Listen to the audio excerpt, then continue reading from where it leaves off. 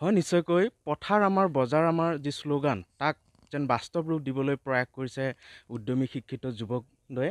মই বৰ্তমান উপস্থিত আছোঁ খেতিৰ যি টপাতলি অঞ্চল আছে টপাতলি অঞ্চলত। আচলতে ইয়াতে খুব সুন্দৰভাৱে বৈজ্ঞানিক পদ্ধতিৰে ইয়াতে কেপচিকামকে আদি কৰি বিলাহী তেনেকুৱা ধৰণৰ খেতিবোৰ ইয়াতে কৰা হৈছে আৰু আমি দেখিবলৈ পাইছোঁ লমালমে কেপচিকাম লাগি আছে। মই মোৰ সতীৰ্থক কিছু দৃশ্য প্ৰথমতে দেখুৱাবলৈ অনুৰোধ জনাইছোঁ। আচলতে খুব সুন্দৰকৈ কেপচিকাম ইয়াতে লাগি আছে, খুব হাইজেনিক পদ্ধতিৰে ইয়াতে কৰা হৈছে।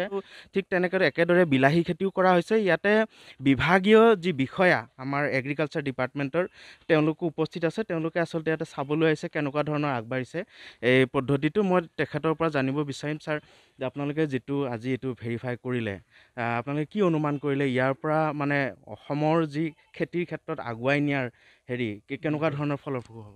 আচ্ছা, এইটো নিশ্চয় এটা ভাল পদক্ষেপ হৈছে। এনেকুৱা অসমৰ বিভিন্ন স্থানত অলৰেডি স্থাপন হৈছে আৰু আমাৰ এই এনেকুৱা কণ্ট্ৰল মানে প্ৰটেক্টেড কাল্টিভেশ্যন মানে এই গুৱাহাটীৰ ভিতৰত গুৱাহাটীৰ আশে পাশে এইখনে প্ৰথম যেন মই অনুমান কৰিছোঁ, আমাৰ ডিপাৰ্টমেণ্টেল হেৰিবোৰ বাদ দি বা কেভিকে বাদ দি। গতিকে এওঁলোকে যিটো ছিষ্টেমত কৰিছে এইটো আমি সঁচাই উৎসাহ দিবলগীয়া এওঁলোকক।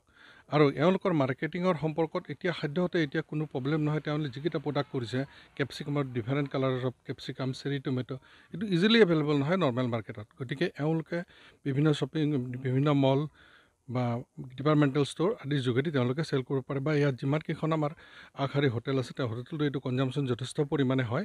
গতিকে এওঁলোকৰ কোৱালিটি ভাল হ'ব। ইয়াত কোনো পেষ্টিচাইডেল ৰেচিডিউ নাথাকিব নালাগে, যিহেতু ইয়াতে কোনো পেষ্টিচাইড ইউজেই কৰা নহয়। ফাৰ্টিলাইজাৰো কণ্ট্ৰল হিচাপত ইউজ কৰা হয়। গতিকে আমাৰ ফালৰ পৰা এগ্ৰিকালচাৰ দিশৰ ফালৰ পৰা এখন যথেষ্ট ভাল হ'ব বুলি এওঁলোকৰ উজ্জ্বল ভৱিষ্যত আমি আশা কৰিছোঁ। এইখিনিতে এটা কথা, ইয়াতে যিহেতু আমাৰ বেছিভাগ গাঁৱলীয়া মানুহে খেতিৰ লগতে জড়িত বা দুখীয়া পৰিয়ালৰ, তেনেকুৱা ধৰণৰ যদি ইকনমিকেলি প'ৰ কোনোবাই যদি ইচ্ছা কৰে, ডিপাৰ্টমেণ্টৰ ফালৰ পৰা কিবা ব্যৱস্থা আছে নেকি? আচ্ছা, তেওঁলোকে এইটো সৰুকৈও এওঁলোকে আৰম্ভ কৰিব পাৰে। যেনে ধৰক 100 স্কুৱেৰ মিটাৰ, এইটো ধৰক 1000 স্কুৱেৰ মিটাৰ গ্ৰীণ হাউচ। এটা যদি 100 স্কুৱেৰ মিটাৰ গ্ৰীণ হাউচ কৰে তেতিয়াহ'লে তেওঁ ইজিলি এফৰ্ড কৰিব পাৰে। ইয়াত ধৰক এতিয়া আপোনাৰ ষ্টীলৰ ফ্ৰেম দিছে, বাঁহৰ ফ্ৰেম দি পেলাই ধুনীয়াকৈ অত্যন্ত ল' কষ্ট গ্ৰীণ হাউচ বুলি কয়। সেইটো আমাৰ বিভিন্ন স্থানত আছে অলৰেডি। বিভিন্ন আমাৰ বিভাগৰ ফালৰ পৰা বিভিন্ন ঠাইত দিয়া হৈছে, তেওঁলোকে কৰিছে, তেওঁলোকেও সুফল পাইছে। যেনে ধৰক অৱতৰত মূলা খেতি, অৱতৰত পালেং খেতি, ধনিয়া খেতি, এইবিলাক যে ওলাই আছে, এইবিলাক তেনেকৈ ওলাইছে। বিশেষকৈ গুৱাহাটীৰ ওচৰে পাজৰে কামৰূপ মেট্ৰ' জিলাৰ ধাৰাপুৰ অঞ্চলত এনেকুৱা ধৰণৰ গ্ৰীণ হাউচ, যিবিলাক বেম্বো গ্ৰীণ হাউচ, ল' কষ্ট গ্ৰীণ হাউচ যথেষ্ট পৰিমাণে আছে। তেওঁলোকে আমাৰ গুৱাহাটীত শাকখিনি যথেষ্ট তেওঁলোকে যোগান ধৰে। গতিকে ঠিক এইটো ব্যৱস্থাটো ভাল হ'ব।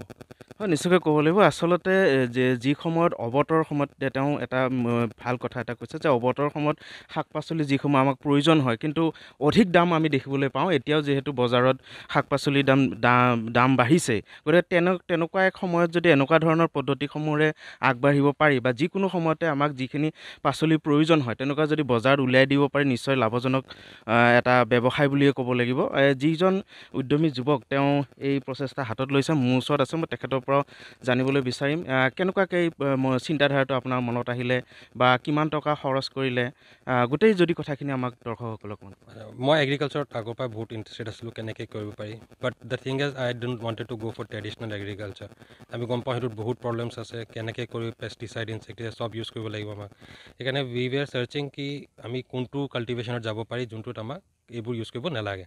এতিয়া আমি প্ৰটেক্টেড কাল্টিভেশ্যন হাইড্ৰফনিক বুলি শুনিলোঁ, সেইটো আমি টেকন'লজিটো চালোঁ, ঘৰত ইউজ কৰিলোঁ, এবছৰমান প্ৰডাকশ্যন ভাল পাইছোঁ, চাইছোঁ আমাক একো ফাৰ্টিলাইজাৰ ইনচেক্টিচাইড ইউজ কৰিব লগা নাই।